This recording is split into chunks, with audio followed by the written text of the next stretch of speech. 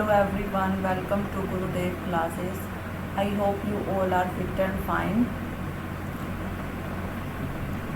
आज स्टार्ट करते हैं हम demand for a commodity in relation to the price of complementary goods कि लास्ट लेक्चर में हमने कवर किया था कि जो हमारी गुड्स होती हैं वो दो तरह की होती हैं। एक होती है हमारी प्रतिस्थापन वस्तुएं, एक होती है पूरक वस्तुएं। प्रतिस्थापन वस्तुएं कौन सी होती हैं? जो एक दूसरे के स्थान पर हम यूज़ कर सकते हैं। जैसे चाय और कॉफ़ी है कि अगर कॉफ़ी महंगी हो गई है तो हम चाय यूज़ कर सकते हैं, और चाय महंगी हो गई है तो हम कॉफ़ी यूज़ कर सकते हैं। मीन्स एक दूसरे के स्थान पर यूज़ कर सकते हैं। और पूरक वस्तुओं की बात करें तो वो पूरक वस्तुएं कौन सी होती है? जो मिलकर किसी वस्तु की डिमांड को पूरा कर सकती है, यानी कि दोनों चीज़ें साथ में होंगी तो ही उसका यूज़ होगा। जैसे पेट्रोल है और कार है, तो यहाँ पर जो हमने एग्ज़ाम्पल लिया है बुक में वो कार और पेट्रोल का। वैसे आप ब्रेड और बटर भी बोल सकते हैं जो कि नाश्ते में लिए जाते हैं। तो ऊपर जो बॉक्स गिवन है इसमें क्या बता रखा है कि जो एक्स और वाई हो, अगर मान लो वो दो प्रतिस्थापन वस्तुएं एक दूसरे के स्थान पर यूज़ की जाने वाली वस्तुएं हैं, तो अगर एक की कीमत फिक्स रहती है, उसमें चेंजेस नहीं आते हैं, तो दूसरी वस्तु की जो मांग है, मांग वक्र है, वो खिसक सकती है दाईं ओर या बाईं ओर। कब? जब वाई वस्तु की कीमत बढ़ जाती है। इसके विपरीत अगर एक्स वस्तु की जो मांग वक्र है वो बाईं ओर सरक जाती है। कब सरकेगी? जब हमारा जो वाई की वस्तु की कीमत कम हो जाती है। सिंपल सी बात क्या ध्यान में रखनी है कि दो वस्तुएं हैं एक्स और वाई। एक्स की वस्तु की कीमत अगर स्थिर है, राइट, तो y में चेंजेस आने से जो x का डिमांड कर्व है वो आगे या पीछे सरक सकता है। अब डिपेंड करता है, अगर y की कीमत बढ़ रही है तो वो दाईं ओर सरकेगा, और y की कीमत घट रही है तो वो बाईं ओर सरकेगा। आज हम बात करते हैं इसमें पूरक वस्तुओं के संबंधित कीमतों की।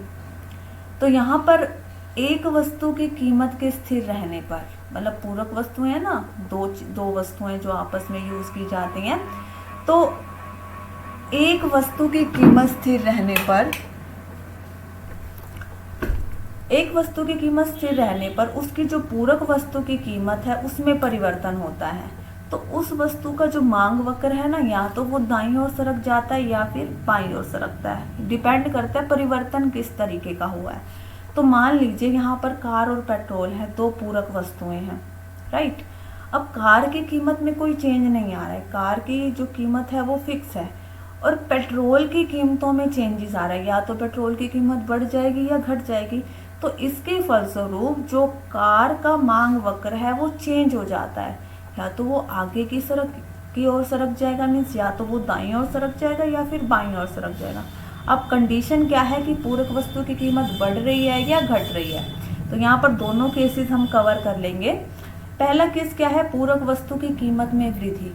अगर हमारा जो पूरक वस्तु है उसकी कीमत बढ़ जाती है तो क्या होता है? यहाँ पर देखो, ये हमारा OX एक्सिस है और ये हमारा OY। यहाँ पर हम प्राइस दे रखा है OY के ऊपर, और नीचे इसकी क्वांटिटी दे रखी है।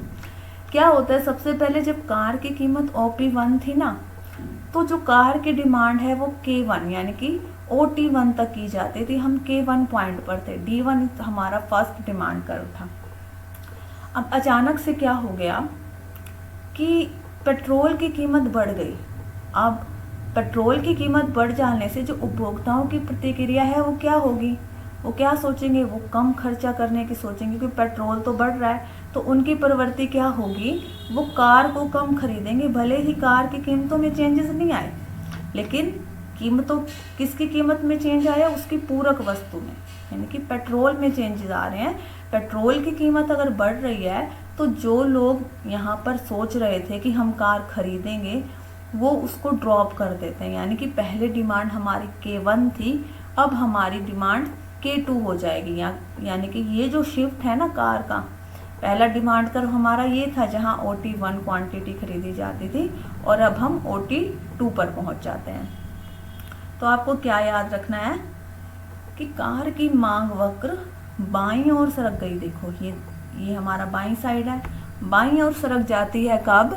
जब इसकी पूरक वस्तु पेट्रोल की कीमत बढ़ती है, और इस प्रकार उपभोक्ता क्या करता है? D1 डिमांड कर्व से खिसक कर D2 पर आ जाता है। इसका मतलब क्या है, कारों का कम खरीदा जाना। मीन्स सिमिलर प्राइस पर भी कार की कीमत स्थिर थी, OP1 ही थी, फिर भी उसका पहले से कम डिमांड हो गई है, यानी कि डिमांड हमारा पीछे की ओर सरक जाता है। इसी तरह से अगर पूरक वस्तुओं की कीमतों में कमी आने के चांसेस हैं तो क्या होगा, यानी कि अगर हम ये देखें, कार और पेट्रोल फिर से वही दो चीज़ें हैं। यदि पेट्रोल की कीमत में कमी आ जाती है, भले ही कार की कीमत स्थिर रहे, मीन्स कार फिक्स है, कार की कीमत जो चल रही है वो फिक्स है, लेकिन पेट्रोल डाउन आने की बात आ जाती है तो लोग क्या करेंगे, वो अधिक कार खरीदने की उनमें प्रवृत्ति आ जाएगी। जो सोच रहे थे कि हम कार खरीद लें, वो क्या देखेंगे कि पेट्रोल भी कम हो रहा है तो हम खरीद ही लेते हैं। तो इससे क्या होगा, मांग पहले से बढ़ जाएगी, यानी कि प्राइस उतनी ही है कार की, OP1 ही है। पहले डिमांड OT1 होती थी, लेकिन जो इसकी पूरक वस्तु है ना, उसकी कीमत कम चली गई, तो इस वजह से जो सोच रहे थे, प्लान कर रहे थे, वो भी खरीदना स्टार्ट कर देंगे। तो हम पहले D1 पर थे, अब हम D2 पर पहुंच जाएंगे। मीन्स कार की डिमांड बढ़ जाएगी। कब बढ़ जाएगी, जब पूरक वस्तु की कीमत कम हो जाती है, डिक्रीज हो जाती है। तो अब यहाँ पर हम बात करेंगे मांग के दृष्टिकोण से वस्तुओं का वर्गीकरण, यानी कि जो हमारी वस्तुएं हैं अलग अलग तरीके से हो सकती हैं, तो उनका डिमांड कर किस तरीके से बनेगा। तो सबसे पहले हमारी नॉर्मल गुड्स, सामान्य वस्तुएं क्या होती हैं। सामान्य वस्तुएं उन वस्तुओं को कहा जाता है जिनका इनकम इफेक्ट यानी आय प्रभाव धनात्मक होता है, पॉजिटिव होता है। अब धनात्मक का मतलब क्या है, एक ही डायरेक्शन में जाना। मीन्स अगर आय बढ़ रही है, आय प्रभाव की बात हो रही है ना, मीन्स आय बढ़ रही है तो उसकी मांग बढ़ेगी, और आय कम हो रही है तो उस वस्तु की मांग कम होगी। तो इस तरह हम कह सकते हैं सामान्य गुड्स कौन सी होती है, जिनका इनकम के साथ डायरेक्ट रिलेशनशिप होता है, प्रत्यक्ष संबंध होता है। मीन्स आय बढ़ रही है तो लोग उसको ज़्यादा खरीद रहे हैं, आय कम हो रही है तो लोग उसको कम खरीद रहे हैं। तो ये सामान्य वस्तु की डेफिनेशन हो जाती है। अब यहाँ इसको चित्र में समझ लेते हैं। OX के ऊपर हमने क्वांटिटी लिया है, OY के ऊपर हमने इनकम लिया है। जब हमारी इनकम OY थी तो हम OQ क्वांटिटी खरीदते थे, फिर हमारी इनकम रेज हो गई यानी बढ़ गई, इंक्रीज होकर OY1 हो जाती है तो हम क्वांटिटी भी बढ़ा देते हैं। तो ये जो दो पॉइंट है, इनको मिलाने से ये हमारा डिमांड कर्व बनेगा, और ये नॉर्मल गुड्स का डिमांड कर्व है। क्यों, क्योंकि इससे पता चल रहा है कि इनकम इंक्रीज होने से हम क्वांटिटी को इंक्रीज कर रहे हैं। तो सिंपली नॉर्मल गुड्स क्या होता है, जिनका आय प्रभाव पॉजिटिव होता है, धनात्मक होता है। दूसरी होती है हमारी इंफीरियर गुड्स, निम्न कोटि की वस्तुएं। अब निम्न कोटि की वस्तुओं का क्या मतलब है, मतलब ये ऐसी गुड्स होती हैं जब हमारी आय बढ़ती है ना तो इनको हम खरीदना कम कर देते हैं। मीन्स जो हमने नॉर्मल गुड्स किया ना उसका बिल्कुल उल्टा। मीन्स इसका आय प्रभाव ऋणात्मक होता है। आय बढ़ेगी तो हम निम्न कोटि की वस्तुओं को खरीदना कम कर देंगे, और आय कम होगी तो इसको हम ज़्यादा खरीदेंगे। तो निम्न कोटि की वस्तुएं वे वस्तुएं हैं जिनका आय प्रभाव ऋणात्मक होता है, और इसका मतलब क्या है कि आय के बढ़ने पर निम्न कोटि की वस्तु की मांग कम हो जाती है, और आय कम होने पर निम्न कोटि की मांग बढ़ जाती है। यानी कि सामान्य वस्तुओं और निम्न कोटि की वस्तुओं में ये अंतर है कि सामान्य वस्तुओं का आय प्रभाव तो पॉजिटिव होता है, जबकि निम्न कोटि की वस्तु हैं उनका आय प्रभाव ऋणात्मक होता है। यानी कि जो घटिया वस्तुएं होती हैं ना, वो इसी तरह की होती है निम्न कोटि की वस्तुएं, जैसे डबल टोन दूध से संबंधित जो उपभोक्ता की आय अगर कम है तो वो टोन वाली दूध खरीदेगा, डबल टोन वाला। इसी तरीके से ये देख लीजिए, घटिया वस्तुओं की मांग में विपरीत संबंध होता है। दूसरे शब्दों में अगर हम कहें, इसको आप चित्र की सहायता से हम समझ सकते हैं कि आय के बढ़ने पर हम निम्न कोटि की वस्तुओं को कम खरीदेंगे, और आय के कम होने पर इसको हम ज़्यादा खरीदेंगे। चित्र में देख लेते हैं। ये देखिए इंफीरियर गुड का डिमांड कर्व जो है, यहाँ पर हमने इनकम लिया है OY के ऊपर, OX के ऊपर हमने क्वांटिटी लिया है। तो सबसे पहले हम देखते हैं कि अगर हमारी इनकम OY है, ठीक है, तो हम OQ क्वांटिटी खरीदते हैं। अचानक से हमारी इनकम ज़्यादा हो गई तो हमने इस वस्तु को कम खरीदना शुरू कर दिया। मीन्स इनकम बढ़ने से जब हम किसी वस्तु को पहले से कम खरीद रहे हैं तो वो ज़रूर इन्फीरियर गुड होगी, निम्न कोटि की वस्तु होगी।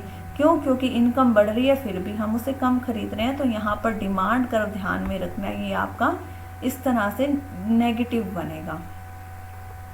का विपरीत संबंध दिखा रहा है किसमें? इनकम और क्वांटिटी डिमांडेड में। अब तीसरी गुड के बारे में बात कर लेते हैं, इनको हम बोलते हैं गिफिन गुड्स।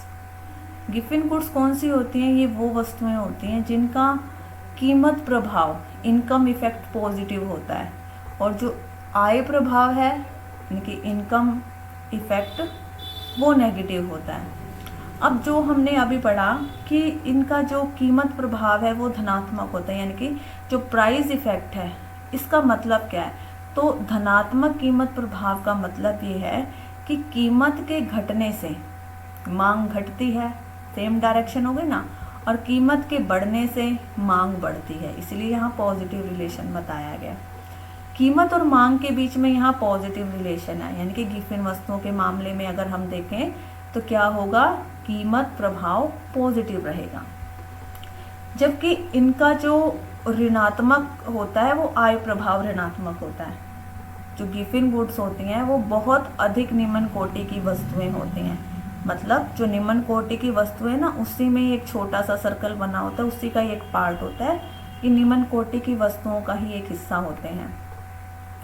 ये ऊंचे ऋणात्मक आय प्रभाव को प्रदर्शित करते हैं और इसीलिए हम कह सकते हैं ऐसी वस्तुओं की कीमतें जब गिरती हैं ना तो उसकी मांग भी गिर जाती है, मीन्स सस्ती होगी तो उसको कम खरीदेंगे। और इसी तरीके से अगर हम देखें फिगर में देखेंगे तो उससे क्या पता चल रहा है कि जब वस्तु की कीमत ओपी है तो उसकी मांग OQ है। देखो ये वस्तु की कीमत है ना OP है तो इसकी मांग कम है, OQ है। और अब क्या हुआ? वस्तु की कीमत बढ़ गई, OP1 हो गई, तो वस्तु की मांग भी बढ़कर OQ1 हो जाती है। इस प्रकार हम कह सकते हैं कि जो गिफिन वस्तुएं हैं ना उनका मांग वक्र पॉजिटिव होता है, इस तरह से होता है। तो ये हमारा अपवाद में आ जाता है, मांग के नियम के अपवाद में, क्या? Giffen goods. तो यहाँ पर वैसे तो हमने पढ़ रखा है डिमांड कर्व हमारा कैसे होता है, नेगेटिवली स्लोप्ड होता है। यहाँ पर देखो नेगेटिव तो है लेकिन यहाँ पर इनकम के केस में ये इंफीरियर गुड्स का है। और गिफिन गुड्स के केस में आपको क्या याद रखना है कि प्राइस के साथ जो इसका रिलेशन है वो नेगेटिव है ना। ये देखो अब पॉजिटिव है, ये देखो यहाँ प्राइस जैसे जैसे बढ़ रही है इसको हम पहले से ज्यादा खरीद रहे हैं, तो मांग वक्र का ढाल ऊपर की ओर हो सकता है। कैसे हो सकता है? जब ऊंची कीमत पर ऊंची चीज खरीदी जाती है, मीन्स कीमतें ज्यादा हैं तो क्वांटिटी भी ज्यादा खरीदी जाती है। Thank you so much guys, I hope आपको ये टर्म्स क्लियर हुई होंगी। फिर भी कोई डाउट है तो आप कमेंट सेक्शन में पूछ सकते हैं। Thank you so much.